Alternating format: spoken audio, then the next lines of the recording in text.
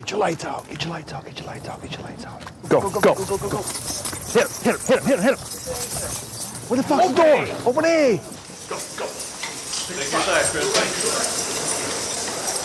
Snatched from their cells in maximum security prisons across America, some 40 members of the infamous Aryan Brotherhood gang are flown to fortress jails in Los Angeles. This is the biggest criminal case in US history, with more than 20 defendants facing the death penalty. The most feared and deadly white gang in the American prison system, it stands accused of hundreds of beatings and killings, of intimidation, racketeering, and drug dealing. Helped by an array of federal forces, prosecutor Greg Jessner spent years using every trick in the book in an obsessive quest to bring the Brotherhood down. These are the smartest, the toughest, the savviest, the most ruthless inmates. We controlled everything. Who lived where? Who died and who lived?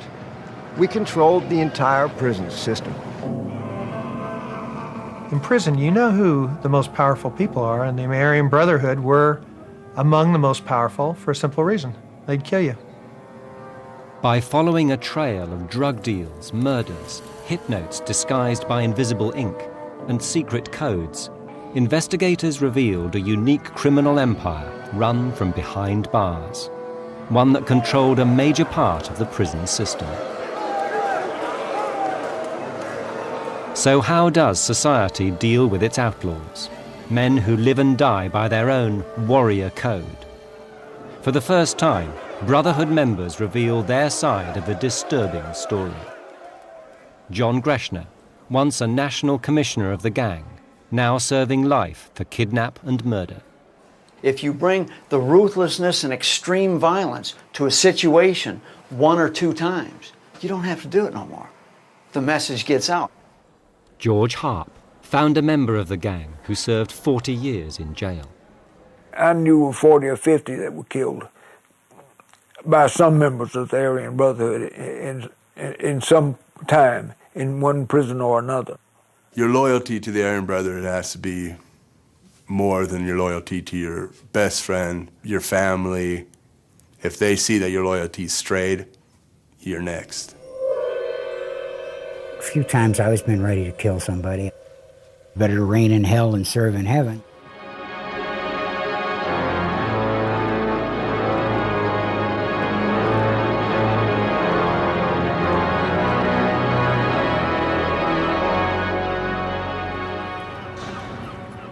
The Brotherhood's reign in hell began during the 60s among the racial tensions and violence of California's prison system. At the time, the AB served a much-needed purpose in California state prisons. There was a lot of racial upheaval, and the AB was designed and structured to more or less protect and defend the weaker whites. It started with a purpose and reason, and did make sense for the prison system at that time. The Aryan Brotherhood is not, it's not a white supremacist organization like the Aryan Nations or something like that. I mean, it started out with obviously a racial orientation, but they've traditionally been allied with the Mexican mafia, and also they have had alliances even with black criminal organizations, and that's just more about furthering the interests of the gang. It evolved to get power, like anything, evolves. First for racial solidarity, and secondarily for money and power and status in that world, To get that money and power, the Brotherhood soon learned to manipulate the system and conscript the help of their own jailers. Some of the guards backed the whites because the blacks were killing guards, and so their sympathies went towards the whites.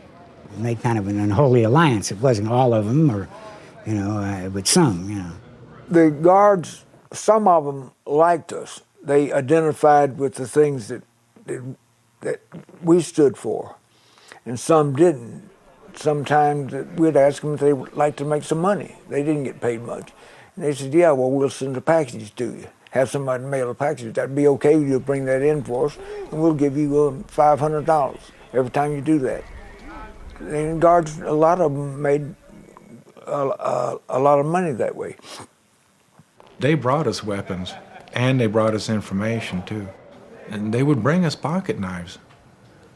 Every time we went to recreation or every time we went to the shower, it was the guard's duty to come into the cell and inspect that cell to look for contraband. And there was many times we would come back into the cell and the guard would say, just look under your pillow. And there'd be a pocket knife. They used those knives to fight a war on an almost daily basis in the prison yard. Part of the constant struggle for power between ethnically divided gangs.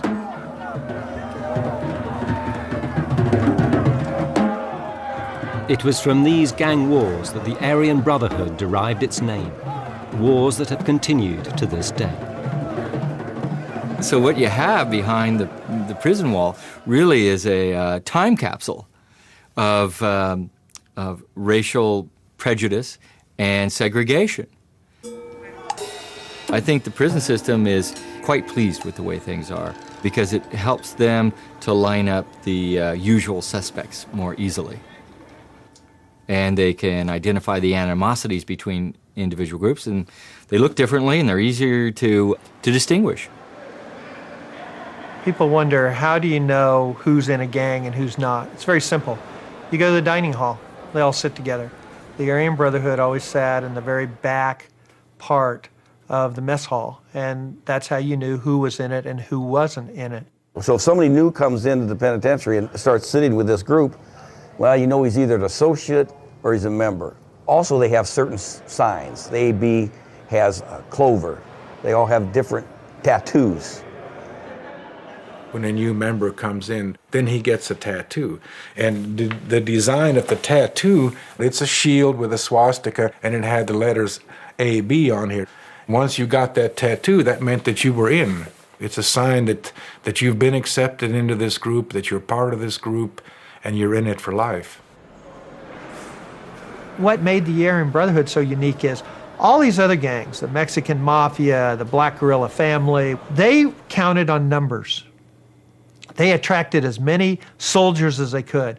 The Aryan Brotherhood did just the opposite. It said, we only want 100 members, but every one of our guys is going to be so vicious.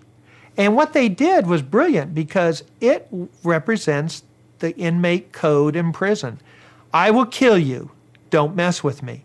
And that's what gave them the power.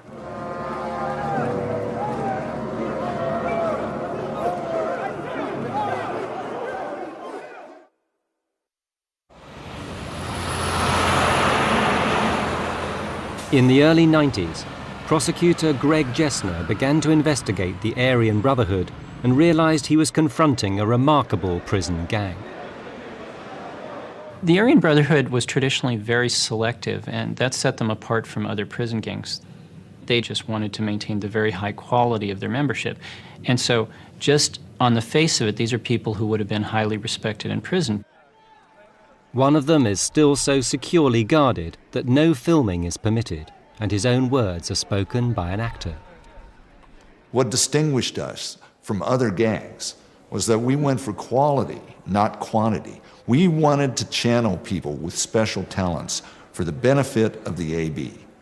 While the guards ruled the perimeter, we ruled the inside. A lot of guys, I think, that wind up joining the Aryan Brotherhood and being recruited by them have natural leadership abilities. And unfortunate that those skills and abilities go to that endeavor, but these are guys that would have, had they gone down the right path, would have been leaders in whatever field they went into.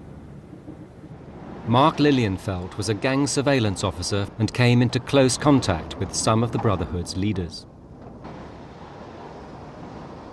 Most of them are much brighter than the average inmate, and they're able to express themselves in a manner that their peers admire, and they're able to control people alone. They have a certain magnetism that other inmates or that other people around them don't possess. One reason for this respect was the unique course of study the leadership put their recruits through, from Greek philosophy to Oriental classics about the arts of war. You know, you'd have a in-depth conversation about whether political philosophy or general philosophy or or what's wrong with the system, or what you can do to improve your position where you are. You know, you could get a little intellectual stimulation as opposed to talking about motorcycles. We studied Sun Tzu's Art of War, Musashi's Book of Five Rings about samurai combat, and Nietzsche, the first existentialist. It was the start of a long, painful learning curve for me. I was kind of under the impression that more than for you to learn is to see if you can comprehend. Learning the ways of the warrior was just the beginning for each recruit. He would next be required to live and die by that code. A guy that we wanted to become a member, and if they wanted to become one, and some of us, me or one of the leaders, would take the guy off and talk to him. Do you want to become an Aryan Brotherhood? There's certain things you got to agree to, and there's no fooling around with this. This is it's forever. You may sometimes be called to make a move on somebody, and that means kill them. There's no two ways about it. It might be a friend of yours, and you've got to do it. You're totally committed to that. I had to make my bones. I had to kill someone or make sure that blood was let. It was blood in, blood out. You kill to get in, and you die if you leave. We have to think that the guy is capable of killing someone if he has to. And it was that serious because there were only a few of us. It was our life. We were in a war that was, we could be killed any day.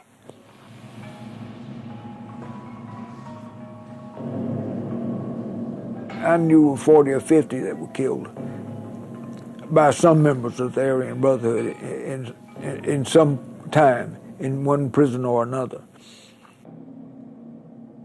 Jessner claims the Brotherhood has been responsible for countless stabbings, killings, and physical assaults. Violence was their trademark. Prison is full of tough guys, but you know, the people who will successfully stage a murder and sneak up behind somebody and stab him in the neck until he's dead. You know, not that many people in prison will do that as readily.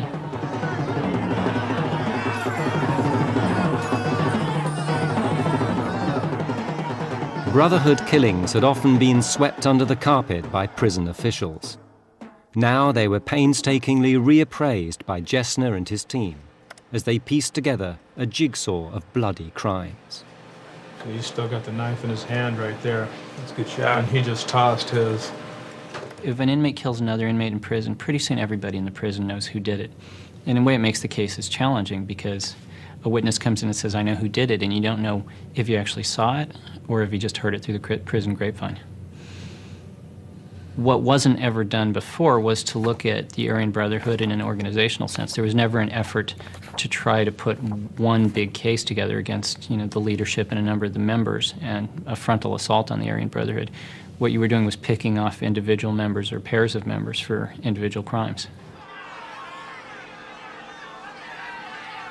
If you're in an environment that's a violent environment, sometimes to make a social statement, to make your presence known, you have to be very violent.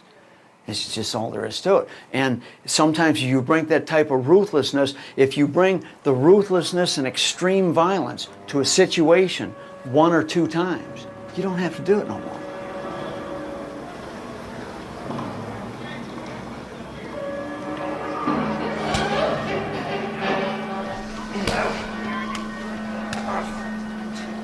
Why make an enemy? Why move on somebody and leave your enemy alive so he can come back around and get you or get yours or get your family or whatever? You don't do that. If it's serious enough to move on them, you take them out.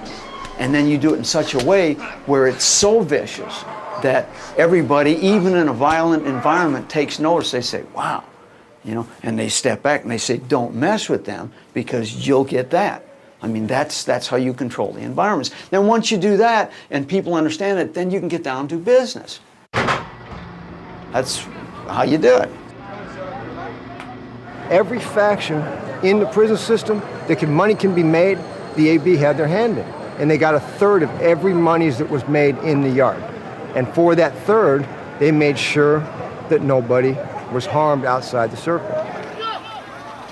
So we started rackets, booking the ball games and putting out tickets and selling dope. We would smuggle in drugs and sell those.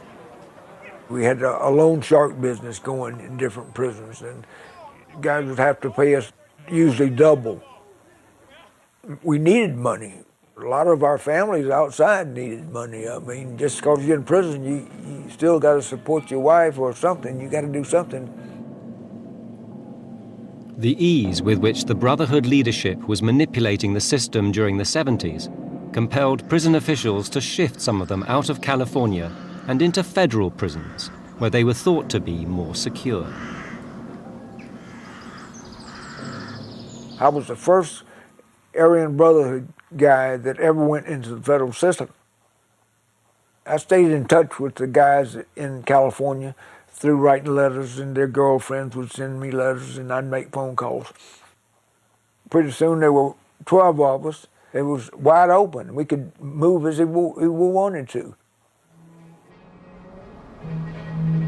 The Brotherhood's leaders had controlled California's prisons with their warrior code of violence. Moving them simply played into their hands and expanded their power throughout the prison system. I think it's part of the human condition to be able to influence your environment. And if you have to band together with a group of people that lean towards violence gets attention. That's the bottom line. Violence gets attention. What's important for people to understand about prison is that the world in prison is nothing like the free world. In other words, there's a completely different moral standard, there's a completely different society within a society. If somebody should assault you, if somebody should take something from you, you have to react immediately and with as much force as you're capable of reacting with. If you meet a member of the Aryan Brotherhood, you'll know within 5 minutes that this guy's capable of ripping your heart out. It's the intensity, it's the look, it's the dead eyes, it's everything about them.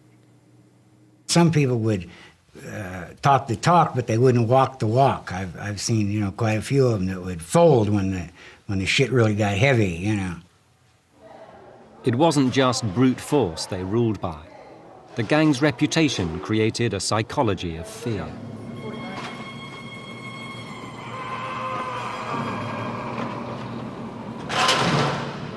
When you hear a guy screaming, there's a certain sound in the prison, and it reverberates through the whole prison when a guy, a lot of times, will be screaming, and you just can hear it, and you know what's going on, and you may turn a corner and you can smell the blood. It's everybody knows the threat's there.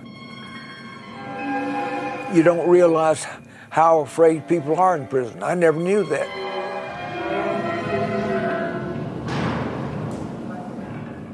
But the things I've seen in there break your heart. Things in there is cruel and sadistic. Aryan Brotherhood's good for that. If you want to play in their game, they're getting you. You ain't running their drugs, they're getting you. You ain't stabbing somebody for you, you're gonna get stabbed. They believe in multiple stabbings, don't stab a sucker once, just keep stabbing. 35 stab wounds, It's quick, it's violent, and it's vicious. There's no Queensberry rules here. They rip your throat out, they gouge out your eyes, and it happens, and it's almost a bloodlust, overpowering thing that takes them on.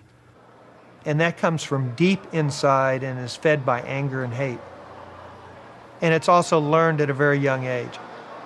If you check the background of most AB members, you'll see they came out from very violent, brutal homes. Violence worked. If you look at their lives, they all have, mostly the same kind of pattern, They were raised up that way by violent codes and reform schools, and they're what they're taught to be.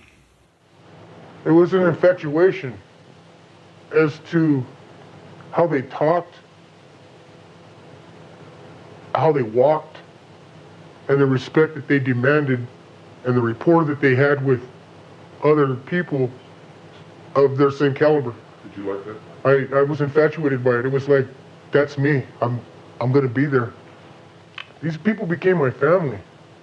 What the AB did was allow me to reinvent myself in prison. It was like becoming a gunslinger, a character from a Louis L'Amour cowboy novel. You chew tobacco and spit. They drew inspiration from the prison library shelves. Many had adopted the Brand as an alternative name for the Brotherhood. These stories featured dangerous outlaws who dispensed their own brand of tough justice. I became an alpha male among alpha males. I learned how to knife fight and box. I was hell on wheels. Mike Thompson helped mastermind an audacious new move inside Chino Prison in 1982. Inmates there, acting as their own defense attorneys in a trial, were able to call Brand members from all over California as witnesses. When they arrived, they held an Aryan Brotherhood Congress to rebrand the gang. We'd formed a ruling council in Chino Prison in '82 to transform the AB into a criminal racketeering organization, more like the mafia than some dumb prison gang hooked on racial violence and drug abuse. We wanted power, inside and outside the prisons. So they were all able to meet for days and weeks at a time at California Institution for Men. And during these meetings, much like a legitimate organization would have strategy meetings and deciding on budget and personnel and advertising, they did the same thing. And they laid out some new rules and came down with a new mission and a new task, a new focus for where the organization was going to go. And that was all decided during that time period. I was voted onto that council with 9 others to govern the AB and redirect its priorities from race to rackets. We had our pictures taken in the yard like a bunch of politicians starting a campaign. We voted for murder, extortion, drugs, racketeering. And they had to find a way to control members who posed a threat outside the prison walls. One of the things they did, sort of a first order of business, is what do we do with people who leave the gang and cooperate with the government? And at that time they made a rule that if you couldn't get to that person, some member of the family would be killed. Unable to hit a Brand member who had betrayed the gang and been spirited away to a safe house by law officers, the leadership gave orders to kill the informer's father on the front porch of his home. It was a big step, an organized Brand killing outside the walls. We chose Curtis Price as an executioner, as he was shortly to be released on parole. Curtis was honored to be offered the chance to kill for us and had a number of drug connections up in the Eureka area, whom he would contact for weapons. He sent me a letter from there. That letter was intercepted by prison officials and proved a first crucial step in gaining inside information about the Brand. This message appears to be perfectly reasonable, but we notice that there is something on the left margin which appears to have been wet and dried again. That suggests the presence of invisible ink. There are a number of kinds, including urine, which I understand they used rather frequently. So we can try to develop that with heat or look at it with this blue light. It says need, contact, witness, problem, could, walk. It requested permission to kill. That letter was later used in court, and it led Curtis Price into death row, where he still rots today. As for me, I was turning into a damn monster. I began to look inside myself. This wasn't combat. This was no warrior code. I felt sick with betrayal, self-betrayal. I rolled out. I'm still under guard 24 hours a day, locked in a maximum security jail to protect me from their knives. and to protect society from me. That cold-blooded murder provoked Mike Thompson to become the first major informer in the brand. He revealed what a massive criminal organization the gang was becoming, one that would continue to grow in power and brutality.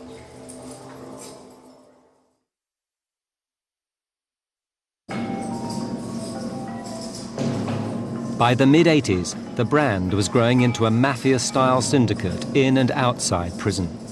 To try and break its power, senior members were locked in isolation cells. When people are put in solitary confinement, I mean, some people go crazy, but some people adapt and become very clever. And these are people who have adapted and become very clever. A thing that's surprising is you would think that they wouldn't be able to communicate with one another under these circumstances, but it turns out there are lots of different ways to communicate. A lot of prisons, oddly enough, you can speak through the toilets, you can speak through the vents. They have all these ways of communicating with one another. Also, imagine somebody's in an exercise yard which is next to a cell and there's a window.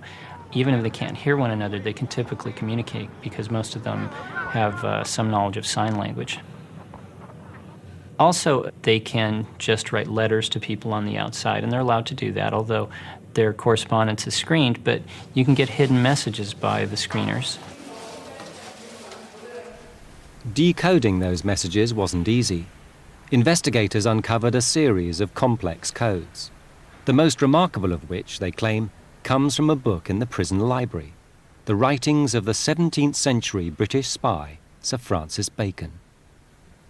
The most sophisticated method that we encountered was something called a biliteral cipher. What you need for that is two different alphabets which look a lot like one another but are distinguishable from one another. Like, say, one has little tails on the end of the letters, but they're not that noticeable, they're very subtle. Realizing it's written in two different styles of handwriting, he could separate those letters with a loop from those without, forming the pattern of A's and B's which Sir Francis Bacon invented for his Elizabethan spy letters. There are 25 combinations of ABs, and each one represents one letter of the alphabet. By going a stage further and replacing these letters with a substitute alphabet, a long and confusing letter finally reveals its short and deadly command. Yet however subtle the code, the sender is still left with the problem of how to get it delivered beyond the prison walls and to the right people. To serve as messengers to the outside world, the AB had a whole posse of female associates, kind of well-meaning radicals we could manipulate. We called them mules. One of the wonderful things about this is that they're stuck in the jail. They're in the slammer. I feel like it's great they're behind bars because I'm free. I can walk in there and I can walk out of there. Yep. And they leave me the fuck alone. We get the best end of the deal, that's for sure. When couriers like these were put under surveillance, they were seen to be delivering not only letters, but also guns and drugs. You do them little favors and then you get paid real well. You do, and sometimes you get a little extra too, don't we? They don't know about that.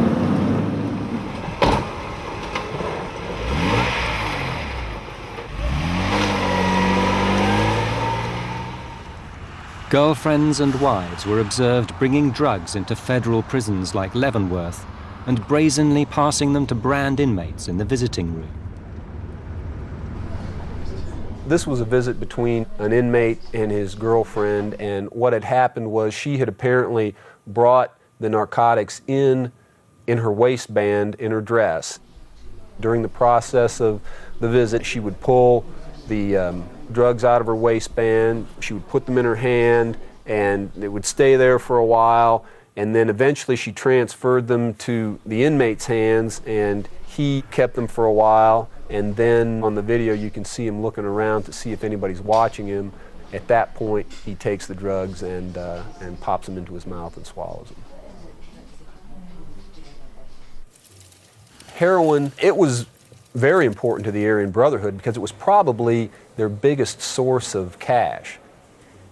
Heroin in the prison goes for 10 to 20 times what it would on the street, just because of the difficulty in getting it in and the scarcity of it there in the prison. Drugs in a penitentiary, whoever controls the drugs controls the penitentiary inside. I mean, they rule. At Leavenworth, the Aryan Brotherhood had virtually controlled whatever went on with the white inmates there at the prison. They controlled the drugs, they controlled the gambling, they controlled any sort of money-making operation that anyone could think of to start up there in the prison. If the Aryan Brotherhood found out that it was making money, they moved in and took over. Heroin that they would normally use was black or brown, and it was a thick putty. Heroin and methamphetamine are probably the two most popular drugs that were smuggled in and used by Aryan Brotherhood prison gang members. They were both high-profit drugs, easy to obtain, easy to smuggle. We later on virtually took over the crank market in California.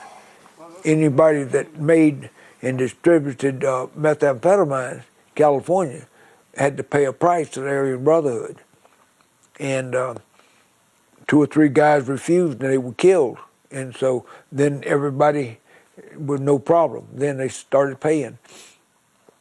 At that time, Aryan Brotherhood was making so much money that they didn't want the officers to know exactly where money was going to, so they had post office boxes all over the place. Talk about a lot of money. Yeah. Could you explain that? All I had was marijuana line. And my marijuana line, personally, myself, I pulled in at least close to $1,500 to $3,000 a week. Marijuana, heroin and methamphetamines were now funding brand activities on both sides of the fence. By the late 1980s, the gang had set up their own network of drug laboratories across California. $1 million worth of drugs money was alleged to have found its way into business accounts, which now bankrolled an increasingly powerful network, one that was building new partnerships.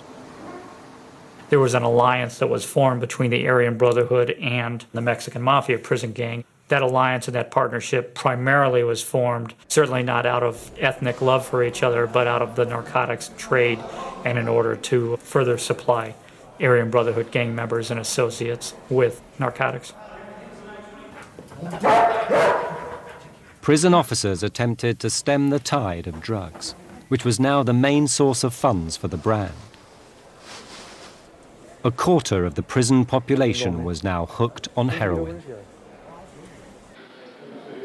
When they moved on inmates secreting drugs inside their bodies, prison officers would find incriminating evidence of other brand activities. Hey. Yeah, you can come in. Not just drugs, but letters, coded messages, and even weapons were uncovered. Weapons that could be used to control large parts of the prison population. That is... The Aryan Brotherhood, although being less than 1% of the prison population, the membership, they were responsible for 26% of the violent conduct that took place in the prison. And so that's why they were so feared. That's why they were able to intimidate a large portion of the population on a regular basis. The brand's fearless and successful use of violence and intimidation became legendary throughout the prison service. Inmates across America looked on them as role models and tried to imitate their tactics and organization. In Texas, racist groups formed their own Aryan Brotherhood gangs. The inspiration came from all the publicity and from what everybody already knew about the Aryan Brotherhood in California. And we didn't have a very, very good intimate knowledge of how the Aryan Brotherhood was. But what we were doing at the time was we were establishing a white supremacist type situation in the Texas prison system. When we were having trouble with the gangs forming in 84 and 85 particularly, there were 52 inmate homicides, and a great number of them were attributed to the Aryan Brotherhood establishing their foothold in the prison system. One example was a murder at the Darrington unit, where an inmate, a prospect for the Aryan Brotherhood, killed another Aryan Brotherhood member in the day room, just brutally murdered him, and he was 2 months shy of parole.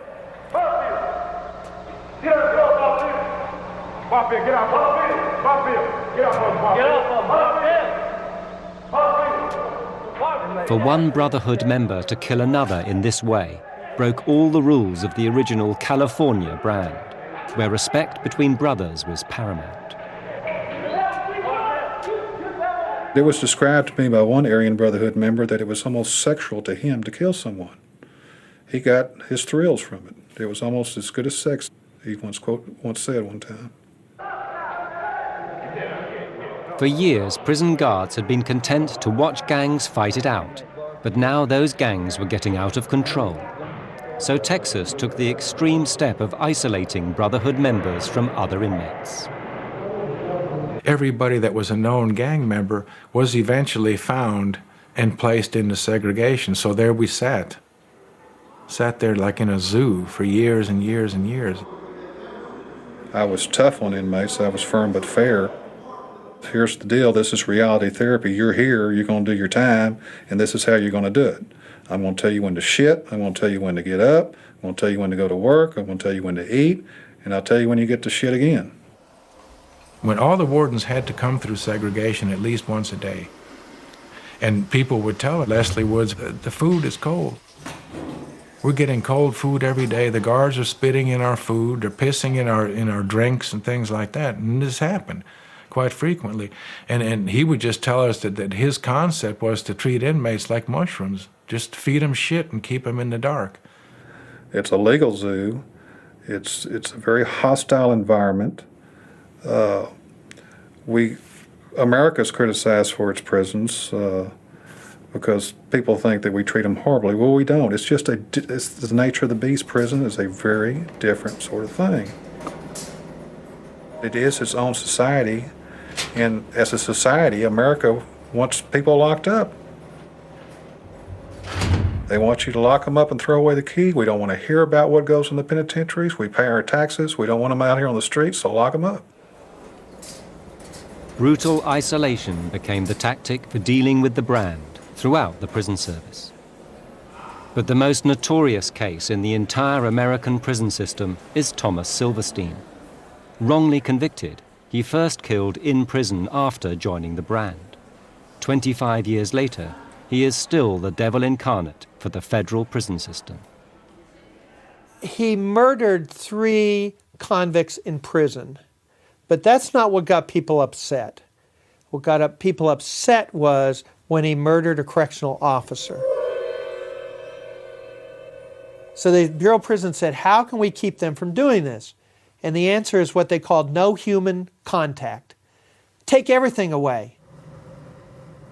They stripped Silverstein down to his boxer shorts, put him in a cell, had the lights on 24 hours a day, gave him nothing.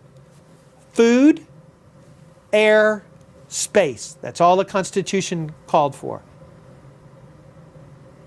In their view, they put an animal in a cage, and they never want to open that door, and they never want to let him out. He is kept, I believe, in the most restrictive conditions of any federal inmate. For a long time, they had him in the basement at the penitentiary at Leavenworth, the closest thing to Hannibal Lecter type status that we have in the federal prison system. They push people where they react like I did, and then they accuse us of being killers and maniacs, but they don't tell you what leads up to all that. They don't tell you about how they called you all kinds of names, messed with you, and had you all chained down and sprayed mace in your face and hit you on your nuts and took clubs and beat you. You just can't do that to people year after year after year, day after day after day, and have under that kind of pressure and not expect something to explode. A man's got pride of whether he's a prisoner or not. The treatment of Tommy Silverstein, it's to do only one thing, and that is inflict psychological damage as a form of punishment. And that, I don't think, should be within the repertoire of a civilized society. Locked in solitary confinement and with little hope of rehabilitation, Brotherhood members faced the prospect of life in a concrete hell. My life is that of a monk in his cell, full of prayer and discipline. And I organize each day with a precision that just about preserves my sanity. I endure what I endure so that I can say when they release me, I survived. How do people stay locked up for 17, 25, 30, 40 years? I really don't know the answer to that. All I can tell you is that the people who have achieved that and have not fallen prey to mental illness truly are some of the strongest individuals on this planet. It's just unfortunate that that ability is wasted. Two striking cases point up this waste of human potential. Rick Flinger, after an unexpected release, has become a respected writer and teacher. Eddie Bunker, once one of the youngest and most violent inmates in San Quentin, became a Hollywood actor in Reservoir Dogs, a screenwriter and novelist adored by the stars. I prevailed, I got out, you know what I mean? I got away, you know. Things are worse than ever in prisons. They're harder, there's no programs, there's, you know, they're crowded. They got 160,000 people in prison in California. So what has the prison service done with its most dangerous inmates? Men who for years have committed unprecedented levels of violence which the authorities failed to contain. They locked them down for 23 hours a day, but that only added fuel to the fire. God, you motherfuckers are broken!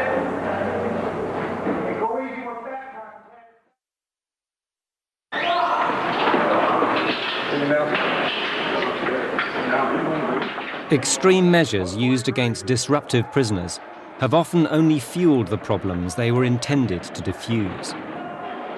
Violence provoked more violence. From the mid-90s, Brand members continued to intimidate and kill. Get down!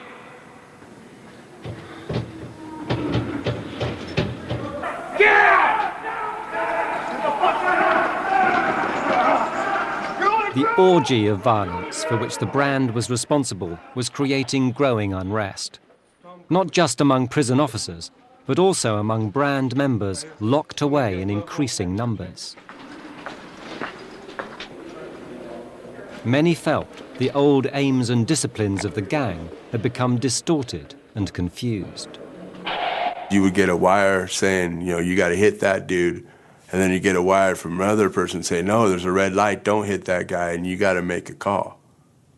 You know, and these guys are both brothers, and you don't know what to do. You can end up in the mix and getting hit yourself, and I've seen people get hit for pretty dumb stuff. In a lot of cases, a lot of dudes got booked or hurt behind other people thinking in their own mind that they were snitching or debriefing, or, you know, one thing leads to another, and he ain't no good, get rid of him. I just put a green light on that guy. Informers, often disillusioned and isolated, increasingly turned to Gessner and his team with stories of abuse of power and cynical killings. Their testimony would later prove crucial. Almost any time somebody drops out of the Aryan Brotherhood, they'll tell the prison authorities, by the way, there are weapons hidden here, here, here, here, and here. They always are privy to secret information, and they can always tell us things that we wouldn't have found out otherwise. You look at who ends up getting killed by the Aryan Brotherhood, a lot of times it's Aryan Brotherhood members who've fallen out of favor. I'll give you the case of Art Rufo, who was a longtime AB here at Pelican. I tried the person who murdered him, and that person told me that he had been convinced by the higher ABs that Art Rufo was a rat. And he said, but when I heard them laughing and saying how they got me to do it and that he wasn't really a rat, then it dawned on me that I'd killed my best friend, whom I'd been in the cell with for years, and for nothing. I remember I strangled one guy who they thought he was a child molester, and he spousal abuse, but I strangled him, and yeah, I felt pretty bad about that. I mean, I don't think he had that coming. I think he just barely hit his wife. I've seen people shot, set up by cops, you know. I've seen them stabbed. You know, I've seen them thrown off tiers 5 stories high. I've seen them jump, you know, and I've seen kids in the system hang themselves. I was that kid once. Confronted by evidence of 40 years of murder and intimidation, Greg Jessner combined forces with the FBI, the sheriffs, and the Bureau of Alcohol, Tobacco and Firearms to round up brand members inside and outside of prison.